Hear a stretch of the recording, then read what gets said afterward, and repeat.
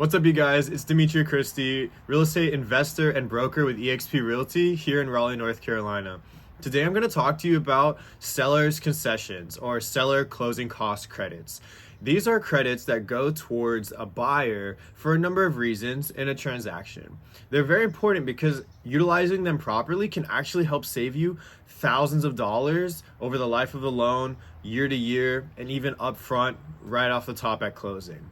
So let's jump in to a few different ways that you can utilize seller concessions and closing cost credits. First off, you're going to want to understand the type of loan that you're getting. So if you're getting a VA loan, the limits are going to be 4% of the purchase price that you can request for seller's concessions, plus a variable amount for the rest. There's a set plus a variable. That's for VA specifically.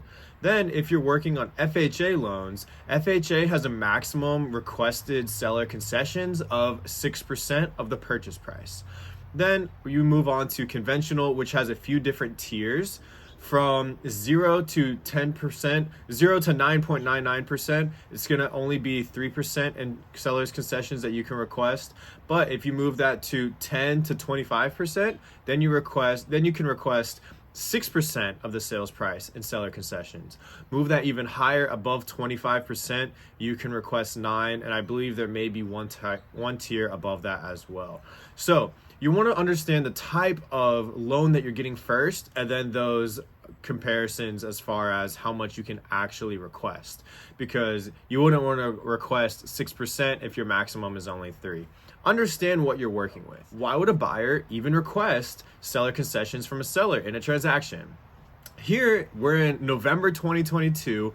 The interest rates are at the highest they've been in a number of years, and it's put a lot of buyers out of contention for being able to afford a house. And it's also put sellers in a tough position where they're getting lowballed after lowball after lowball offer, and it's really making things tough. So a good happy medium is to utilize seller concessions. This is a way that when you offer a contract, you can say, okay, the purchase price is $350,000. I will pay you your asking price. However, I'm going to want 6% in seller's concessions. This is going to be approximately $21,000. And that is an amount at closing that actually gets credited to you as the buyer. So I'm talking from the buyer side. You can use this $21,000 to buy down your interest rate. So you can bring your interest rate from, let's say, 6.25, utilize a majority of those seller concessions, buy down your rate to 5.5%, and still have money left over to cover the rest of your closing costs. This is actually a real life example one of my clients is going through right now. They're in the escrow process, so they're under contract. We got those terms accepted. Now we're going through inspections and appraisals and everything. However, the new loan amount that's going to be their monthly payment with taxes, escrow, insurance, and everything is going to be around $600, or I believe it may be even higher than that. Different, $600 lower than their original interest rate at 6.25, just dropping that interest rate to 5.5. So the difference in interest rate is huge. Whereas if you were to ask for the same amount in closing costs, so let's say $21,000 just off of the purchase price, you'd only be saving between $75 and $100 per month. So the difference in getting those sellers concessions versus just a drop in price is huge, huge, huge difference. You get way more benefit asking for those seller concessions and dropping your interest rate. You'll save hundreds of dollars per month versus just asking for a price reduction. And at the end of the day, typically seller's concessions are received much more softly, much more openly by sellers, because you're not here trying to gut them and lowball them on the final price. Although at the end of the day, if you're asking for $21,000 off the price or $21,000 in seller's concessions, they net the same amount essentially. However, it's a little bit easier to digest for whatever reason. There's some psychology in there. But it really helps you as a buyer to be able to buy in this market where interest rates are crazy high, because there's a lot of people saying, oh, maybe marry the house, whatever it is. date the rate, marry the house, date the rate. I'm not sure what it is, but I disagree with it. It's really tough to say that when there's so many additional expenses that go into paying a high interest rate up front. So, you lock in the house that you want, but you're paying a very high interest rate. So it's adding hundreds of dollars per month to your monthly mortgage and your monthly payment. But then also, when you go to refinance, if and when the interest rates go down, you're having to pay origination fees, closing costs all over again. So it may be beneficial to do that, to buy the house and don't worry about the rate today.